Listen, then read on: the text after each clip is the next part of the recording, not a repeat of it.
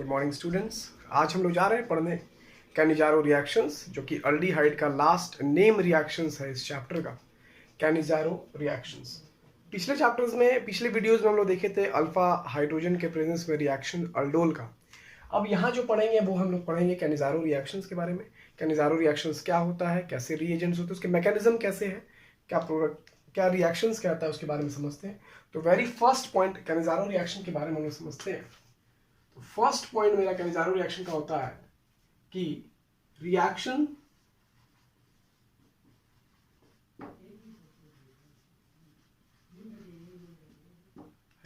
Without alpha hydrogen, यानी कि इसमें जो रिएक्शन होगा वैसे अल्डिहाइडी ग्रुप का रिएक्शंस होगा जो कि जिसमें अल्फा हाइड्रोजन प्रेजेंट नहीं होगा। और ये खास बात ये है, कैनिजारो रिएक्शन सिर्फ अल्डिहाइड दिखाता है, ना कि कीटोन्स। तो reactions without alpha hydrogen. Second point हो गया, जो रिएजेंट इसमें यूज करेंगे in the presence of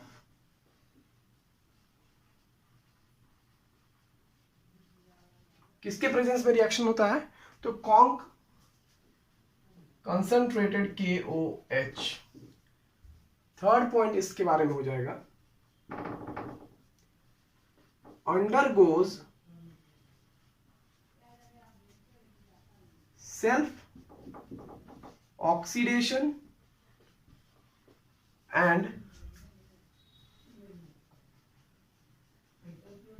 reduction, यानी कि एक ही मॉलिक्यूल आपका ऑक्सीडेशन भी होगा और उसी मॉलिक्यूल का रिडक्शन भी होगा। ऐसे रिएक्शंस को हम लोग क्या कहते हैं, डिसप्रोपोर्शन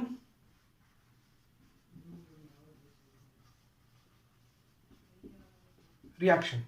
डिसप्रोपोर्शन रिएक्शन का मतलब क्या हुआ, ऐसा रिएक्शन रेडॉक्स चैप्टर में पढ़ाया गया था क्लास 11th में कि disproportion reactions are such reactions in a single species undergoes oxidation as well as reduction, यानी कि एक ही मॉलिक्यूल का, एक ही स्पीसीज का ऑक्सीडेशन भी होगा और रिडक्शन भी होगा।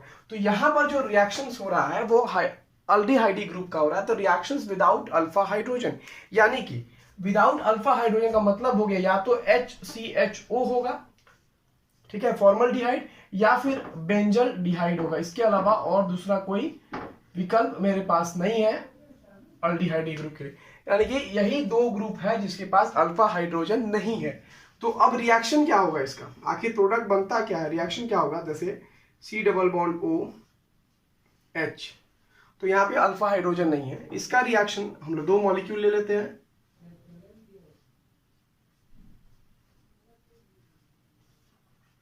कॉन्क KOH के साथ साथ में हम लोग यहाँ पर हीट भी करते हैं, ठीक है, कंसंट्रेटेड KOH लेंगे और हीट करेंगे। तो हीट करने के बाद मेरा प्रोडक्ट क्या बनेगा ये समझना है। तो इस चीज के वजह से फ्लैशबैक में जाते हैं हम लोग, पढ़ाया गया था आपको, अल्डिहाइड हो क्या रहा है रिएक्शंस में, undergoes self oxidation and reduction, यानी कि एक ही मॉलिक्यूल का क्या हो रहा है, ऑक्सीडेशन हो रहा है और रिडक्शन हो रहा है। तो यानी कि इसी ग्रुप का मिथेनल जो ग्रुप दिया गया आपको, इसी का क्या होगा, ऑक्सीडेशन भी होगा और इसी का रिडक्शन भी होगा। यानी ये कौन सा ग्रुप है, ये है मेरे पास अल्डिहाइड। तो आपको पढ़ाया गया था अल्डिहाइड का अगर हम लोग ऑक्सीडेशन करते हैं, अल्डिहाइडी ग्रुप का ऑक्सीडेशन करते हैं तो क्या बनाता है, कार्बोक्सिलिक एसिड बनता है। और अल्डिहाइडी ग्रुप का अगर हम लोग रिडक्शन करते हैं तो क्या बनता था, अल्कोहल बनता था, वेदर 1 डिग्री बने चाहे 2 डिग्री बने। तो ये तो समझ में आ गया कि अल्डिहाइड का ऑक्सीडेशन करते हैं तो कार्बोक्सिलिक एसिड, तो रिडक्शन करेंगे तो कुछ वैसा ही यहां पर भी होगा, यानी अल्डिहाइड का एक मॉलिक्यूल ऑक्सीडाइज होगा तो कार्बोक्सिलिक एसिड बनेगा, दूसरा होगा तो आपको अल्कोहल बनेगा। तो आखिर ये दोनों रिएक्शन करेगा तो प्रोडक्ट क्या बनेगा, इसको देखते हैं हम लोग।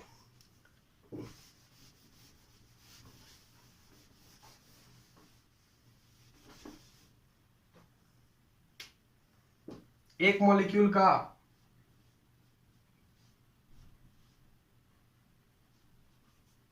कार्बोक्सिलिक एसिड का सॉल्ट बन गया और दूसरा आपको बन जाएगा CH3OH, मिथाइल अल्कोहल या मिथेनॉल कह सकते हैं। और एक हो गया potassium salt of carboxylic acid, जिसको फॉर्मेट भी कहते हैं हम लोग, potassium salt of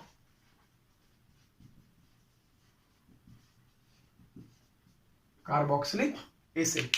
so formaldehyde का एक ही मॉलिक्यूल था, हम दिखाने के लिए दो लिए हैं, इजी फॉर अंडरस्टैंडिंग। एक ही मॉलिक्यूल का क्या हुआ, ऑक्सीडेशन हुआ तो कार्बोक्सिलिक एसिड बन गया, एक ही मॉलिक्यूल का रिडक्शन हुआ तो मिथेनॉल बन गया। अब ये कैसे रिएक्शन हुआ, ये प्रोडक्ट कैसे बना, इसके मैकेनिज्म को हम लोग यहां देखते हैं। चलिए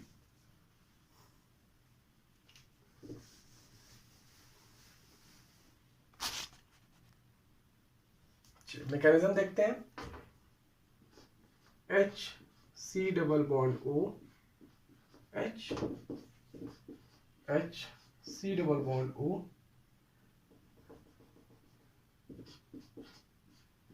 H। रिएक्शन किससे हुआ, कंसंट्रेटेड KOH। कंसंट्रेटेड KOH का मतलब हुआ कि हाईली बेसिक in नेचर है, और कॉन्सेंट्रेटेड KOH बेस का काम क्या होता है, OH माइनस को डोनेट करना। तो मान लीजिए यहां से OH एक बेस हमको KOH बना टूट के दिया, तो ये जाके किस पर अटैक करेगा, प्लस वाले के ऊपर। तो ऑक्सीजन की इलेक्ट्रॉनिटी ज्यादा है तो यहाँ माइनस आ जाएगा, यहाँ प्लस आ जाएगा, और ये OH आके इस पर अटैक कर देगा। तो प्रोडक्ट मेरा क्या बन जाएगा, HCO पर आ गया माइनस H, और यहां जुड़ गया OH। तो कार्बन का क्या हो गया, टेट्राहेड्रल का एक ज्योमेट्री जैसा क्रिएट हो जाएगा। OH आके प्लस वाले पे अटैक कर दिया, यहाँ OH हो गया, ये सिंगल बॉन्ड ऊपर कन्वर्ट कर गया O माइनस में, O माइनस हो गया। इसके बाद में क्या होगा, अब एक दूसरा स्पीसीज हम यहां लाते हैं, H C double bond O H। अब ये माइनस फिर आपको प्लस की तरफ जाना चाहेगा, यहां ऑक्सीजन के ऊपर जो माइनस बनाया गया ये प्लस की तरफ जाएगा। तो यानी कि प्लस आपके पास कहां है, कार्बन पर है, लेकिन ये माइनस अब इस कार्बन से रिएक्ट नहीं करेगा। क्यों, क्योंकि कंपाउंड जो बनेगा वो मेरे स्टेबल नहीं होगा कंपाउंड।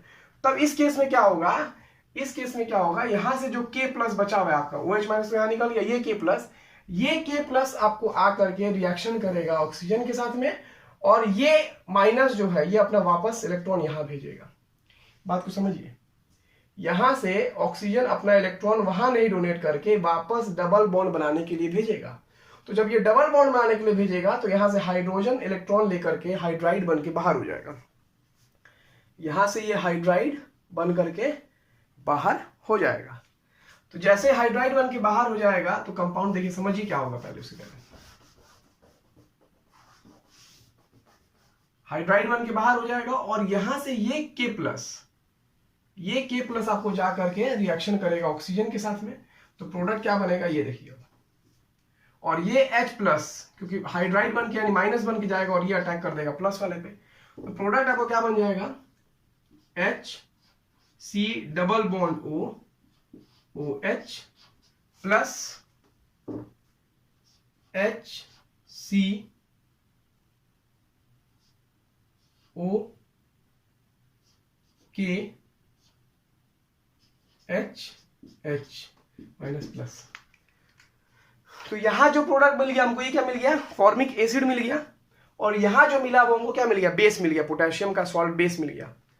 हुआ क्या, ये O माइनस अपना इलेक्ट्रॉन वापस दिया यहाँ कार्बोनिल को, ये डबल बॉन्ड बना लिया, और यहां से H इलेक्ट्रॉन लेके हाइड्राइड बन के बाहर निकल गया, और ये माइनस जाकर के दूसरे स्पीसीज के प्लस पर अटैक किया। तो H यहां जुड़ गया, एक H, पहले से 2 H प्रेजेंट था, 2 H पहले से था, एक हाइड्रोजन आपका जुड़ा बाद में यहां जुड़ दिया गया, और यहां का जो पोटेशियम था वो जाकर के आपको ऑक्सीजन के साथ में रिएक्ट करके O माइनस K प्लस बना दिया। अब यहां जो प्रोडक्ट बना ये आपको हो गया एसिड, और ये हो गया बेस। अब यही एसिड और बेस आपस में रिएक्ट करके फर्दर आपको प्रोडक्ट बना के दे दिया H C double bond O H। Acid का प्रॉपर्टी होता है H डोनेट करने का, तो यहां से ये H डोनेट कर देगा, और K आपको आके जुड़ जाएगा H की जगह पे, और H जाके जुड़ जाएगा K के जगह पे। तो यहां क्या जुड़ जाएगा, K, और वहां जुड़ जाएगा आपको CH3OH। कैसे, एक H, 2H, 3H, 3H, एक कार्बन सिंगल बॉन्ड O था, और यहां से हाइड्रोजन एसिड वाला डोनेट किया है हाइड्रोजन, और पोटेशियम आके जुड़ गया ऑक्सीजन के पास में। तो यहां बन गया आपको potassium salt of carboxylic acid, और ये बन गया आपको अल्कोहल। तो एक ही मॉलिक्यूल का क्या हुआ, ऑक्सीडेशन और रिडक्शन हुआ। अब इसको थोड़ा सा कंपेयर करके देखते हैं अल्डोल के साथ में। अल्डोल में अल्फा हाइड्रोजन प्रेजेंट था, कैनिजारो में अल्फा हाइड्रोजन प्रेजेंट नहीं था।